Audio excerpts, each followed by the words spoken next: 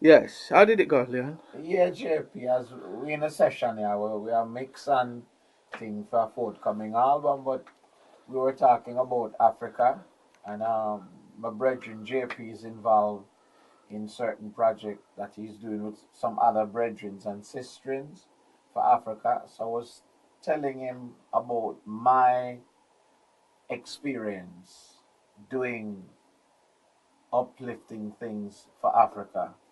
And during the first time when the news came through the media, television, and newspaper of the starvation that was taking place in some part in Africa and Somalia and all these places, and actually seeing pictures of it on the television, I was just sitting there and I didn't hear a voice. As I was saying to JP, I don't want anyone to think about me get vision and all them thing there. I'm going crazy coming up on medication. But basically, I was telling JP that I just get this vibes are inspiration, and like you can do it, Leon. You can help. And do I know people like Maxi Priest, BBC, Winston Francis, Dennis Al Capone, Black Slate, Mafia and Flaxy, late great Dennis Brown, Chosen Few, Jai Mac, and obviously my group Blackstones.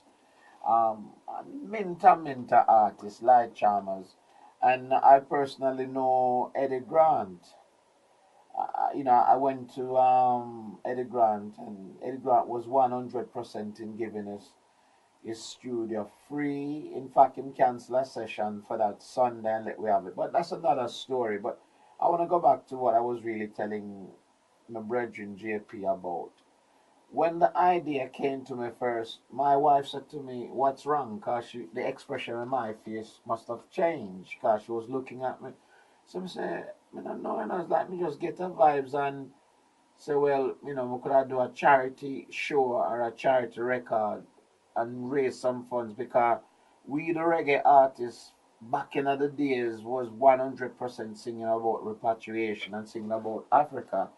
Even though I've never been there, we get a vision of how people explain how it was. And no matter what, it's the roots of all black person. Understand, you could have come from um, America, it could have come from the Caribbean, any part of the world. Our roots is from Africa, whether it's from Nigeria, any part of Africa, it don't matter. And we just drift due to the slave trade and forcibly removed. That's another story. But back to this thing how it started, the Let's Make Africa Green Again project. I was really scared to approach it in the way that I wanted to because we have a lot of black people think negative. If you say you're gonna do something charitable, them think you're gonna take the money for yourself. And me have a good reputation. I've never stolen, never steal anything from anybody. So I wanted to protect that and be true to myself and to be true to the people who are trying to help, those who don't have. So my wife said, then why not get somebody? Someone. And at that time, there was a place named Roots Pool in Sanjanam Road, where most of the people who just come from Jamaica, we really, them say Yardi, but Yardi really means somebody who just come from Jamaica and fresh. But Scotland Yard turned it into a gangster word. So down there, so we used to there, down at one place named Roots Pool. And I went down there, buck up Sugar Miner, my brethren, late Sugar Miner, and Gene Randa, along with Mr. Sir Collins, who was the leader, I think, for Root School, and they were putting in a studio for the local community. And I went to visit Gene Randa. I said, Jeannie, Bridget, 1 minute. And Jeannie said, what? I said, boy, I have a thing I have to tell you, but I don't really want you to think I laugh, because the project is big in my mind. Him say, well, I said, well, boy, I feel so we can make a show with all the reggae artists and calypsonian and them and whoever want to take part and raise some fun and hold some dignity as the black community who living in England right here or a record or something. And Genie face light up him say, yes, brother Leon. And Courtney, who used to be a bass player playing for a group named The Equator, him say Courtney can be in it. He said this thing now. close to anyone. Anyone who want to put the love and the effort in there to raise some fund, welcome.